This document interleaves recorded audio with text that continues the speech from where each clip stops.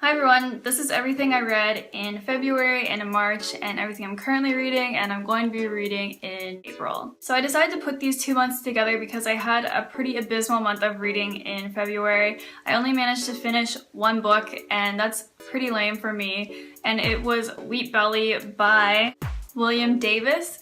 And I think I had a bad reading month because I had a few like health related books on my docket, so it was just really kind of boring and I was really just dreading reading them, so I didn't want to just pick up a book and start reading.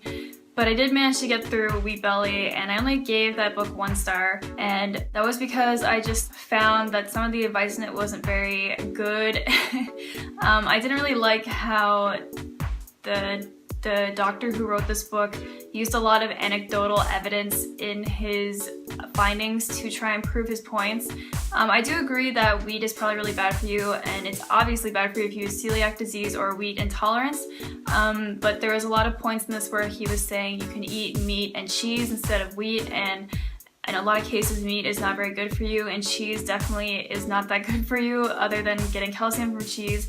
It's very fattening. I did find the beginning of the book interesting, but by the end of the book I was really annoyed, and I was really happy that it was over. Following that, in March, I read a few graphic novels and comics, the first of which was In Real Life by Cory Doctorow. It's about this young woman who starts playing a game kind of like World of Warcraft and kind of connects with other people online that way and is sort of manipulated into doing bad things and then tries to do the right thing to make up for it, and it's kind of like a young teen book, so it wasn't like very long, it was pretty short and it wasn't a super like in-depth story, but I liked the drawing style in it. It was really cute and I didn't have a problem getting through it, but it was a little bit for a younger audience, but I did enjoy it. And then I read Southern Cross issue 1, and I always have a hard time reading comics issue by issue just because they're so short. It's really hard to get a feel for the story, but overall I did like it.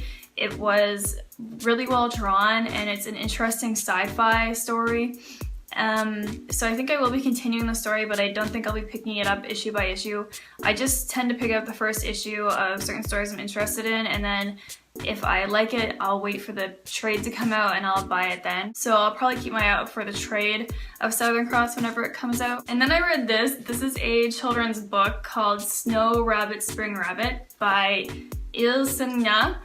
And it's a preschool book, obviously, and I just started reading kids books because my friend's having a kid and I want to buy a few books for them, but I need to like read them first to make sure they're good. So I just picked this one up because I saw it at the library and it's a bunny. So this is basically just about the seasons and teaching kids about like the different animals and what they do during the different seasons, like these squirrels are gathering food in the fall for the coming winter, and these geese are flying away to the south for the winter. Overall, I thought the art style was okay. I did really like that it looks like it's mostly a traditional painting style, so you can actually see the texture of the paint in the pictures, but I thought it could have been slightly more appealing. I haven't decided yet if I'm going to buy this yet for my friend's child. I might buy it if I see it for like really cheap somewhere, but it says on the back that the normal price of this is $18, which for a book that's like 10 pages long is just a complete ripoff to me, so yeah, I'm not too sure about this one yet. And I just went on a road trip, so I read a couple graphic novels while I was in the car, and the first of which was Nana by Ai Yazawa. And this is one of those series that I meant to read like the whole time I was in high school, but I never got the chance to because it's pretty old. But so the first volume is essentially about these 2 different girls who are both named Nana and how they eventually meet up. The first half of this volume is about the first Nana, who is kind of like emphasizing about how average of a person she is, and she's kind of just like this overdramatic, preppy girl who really wants to fall in love but is trying hard not to, and she keeps falling in love with the wrong guys, and her friends decide to go to an art school in Tokyo and she wants to follow them there. And I found her part of the story very, very dry and boring. The dialogue was actually painful in some parts because it was so awkward and so bad. I actually closed the book at one point and was about to give up on it, but I was trapped in the car, so I was like, I might as well continue on with this. So I picked it up and I was glad that I did, because the second half is about the other Nana, who is this really cool like punk rock singer, and she lives with this like guy that's kind of like her bandmate, but they're also like really in love. The writing was a lot better in that part, it's a lot more interesting, and I just really like the drawings in that part a lot better. And even at the end of the comic, there's like this mini comic about the next volume where the characters are talking about the story, and even the first Nana is talking about how the other Nana is so much more interesting than her. So I'm not too sure about this series yet. I do really like the second Nana, like I was saying, so I kind of want to continue it to see what happens. But I don't know if I'll continue with the manga, because I think maybe there might just be some clunky translation in there that is causing the weird dialogue, or maybe it's just poor writing throughout, I don't know. So there is an anime adaptation of this, and there's also a live action movie, and I haven't totally decided yet what I'm going to continue with, but if you have any advice for me, let me know what I should do with this series, because I don't want to give up on it yet, so let me know. The next book I read was Persepolis by Marian Satrapi. I'm sorry if I totally butchered that. I think that's how you say it. And this is a sort of autobiographical graphic novel. And Marian, she grew up in Iran during the Iranian Revolution, which started in 1979. As you can see, the art style is fairly simplistic. It's pretty cartoony, it's all in black and white, and I thought I wouldn't like that, but I actually loved it because it let me read the book very quickly. I didn't stop to like look at all the details in the art like I would in a very, very detailed graphic novel. I just sort of skimmed over it because the art merely serves to propel the story instead of embellish it. So on top of that, I did learn a lot about Iranian history and culture in this book that I didn't know about before, so I found that really fascinating. And I really loved the main character, or the writer, in this book. She's very independent, rebellious, but she's also very loving. She loves her family a lot, and she's very close to her relatives, and she feels things very deeply, and I just felt everything about this was really great. And if you haven't read this yet, I really encourage you to do so if you like graphic novels, if you like anything to do with this subject, even if you don't like graphic novels. I did watch the animated adaptation of this several years ago when I was in college, and I seem to remember that the story was a little different and it carried on after she left Iran for Europe, which is not in this book. So I think I'll have to go back and watch that again. I definitely really like this and I recommend it. Okay, so and the book I've kind of been slogging through all this month is Wild by Cheryl Strayed.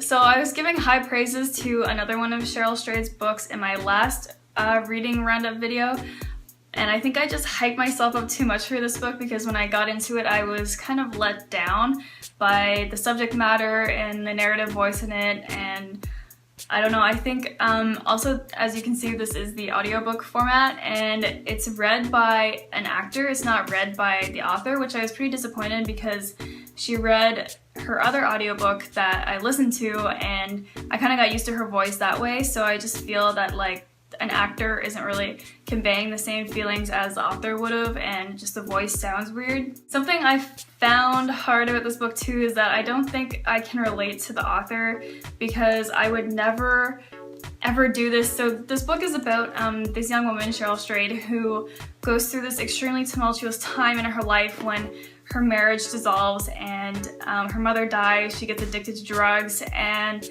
basically she decides to leave everything behind and go on this several week-long hike on the Pacific Crest Trail, I think it's called, where she's alone and she has to camp every night. And I hate camping so much, so I don't know, it's just really hard to relate to that kind of thing where the whole book is about doing something you would never ever do. But it is picking up a little bit. I have about 4 hours left of the audiobook. It's 13 hours long in total. So hopefully I'll get through the rest of this in the next couple days. I think also in this, there's not as much I guess, retrospection and autobiography as I expected. I thought it would be very insightful like her other book was, but there's just a lot of like play-by-play of what happened on her hike, and there's like a few flashbacks so far, but not that many. And yeah, so far I'm a little bit disappointed, but I may have done that to myself, I guess. And this next one, I believe I showed in my last video too. It is The Prince Lestat by Anne Rice, and it's the latest book in the Vampire Chronicles. Sorry, the price tag is still on there. I am absolutely slogging through this. I usually pick this book up to read before I go to sleep at night, and it makes me go to sleep because it's kind of boring. As you can see from my bookmark, in about halfway into it. The thing about this book is that each chapter is told from the point of view of a different character, so getting through the plot takes a really long time, and there's been a couple chapters so far that just I have no idea what they had to do with the plot. And I'm getting a little bit irritated because a lot of the vampires, they have iPhones. Actually, all of them have iPhones. Not that there's anything wrong with having an iPhone, but just Anne Rice makes it a point to say at least 90% of the time that the vampire or the character takes out their iPhone, is using their iPhone or talking out their iPhone. She never, or hardly ever, just says their phone or mobile. She says the iPhone. So I don't know, that's just getting on my nerves really badly. So I'm definitely going to finish this. I mean, I paid $20 for this book, so we'll see what happens, and hopefully I'll finish this within the next like 3 months, because that's how long it's been taking me. Okay, and now for my TBR, which is to be read list. These are the books I have ready to go next. The next audiobook is The Bone Clocks by David Mitchell. I've never read any of David Mitchell's books. I believe he's the same author of Cloud Atlas, and this audiobook appears to have a full cast reading it, so it might be pretty crazy. I really don't know anything about this, so yeah, we'll see what happens. And then this audiobook is called The Story of Stuff. This is non-fiction, and I believe it's about just cleaning up the clutter of your life. Like I've said before, I'm trying not to be a hoarder anymore. I know I just did a video where I got 2 copies of the same album, but I think this will be some good advice on how to live more environmentally friendly. And I think I'm finally quitting my hoarder habits and getting rid of stuff and cleaning out my house and not holding on to things that are actually just garbage, which I have done for most of my life. And next, this looks like I'm obsessed with Anne Rice, but I just grabbed this on a whim. I saw it at the library. It is the Interview with the Vampire Claudia story graphic novel, and it looks like it's actually manga style, but it is done by a non-Japanese artist by the name of Ashley Marie Witter. So I'm a little curious about this. I'm wondering if it's a direct kind of lifting from the book, or if there's some additional story in this. Because it's a decent size. It's like a normal manga size. And another graphic novel. I've been picking up so many of these lately because I think they're just so much easier to read than a novel, and I feel like I'm falling behind on reading. So this is the Best American Comics of 2013, and it's edited by Jeff Smith, who is the author of Bone. And this one's pretty big. So I haven't started this one yet, but it consists of different short stories by different authors and artists, and I'm guessing they're all like different topics. It doesn't seem like it's a specific theme. So yeah, we'll see how this one goes. Usually I'm not too into anthologies by various different artists. There's usually like 1 or 2 stories that I actually like. So I think that is it finally. If you have read any of these, I would love to hear your thoughts. Let me know in the comments down below. And thank you guys for watching. I'll see you in the next video. Bye. Proves your address and your name and everything. And also your age, I think. And just like the first thing I submitted, they didn't accept. And then the second thing I submitted, they didn't accept because it had my middle name on it. And that was confusing for some reason. So then I had to change my Tenso profile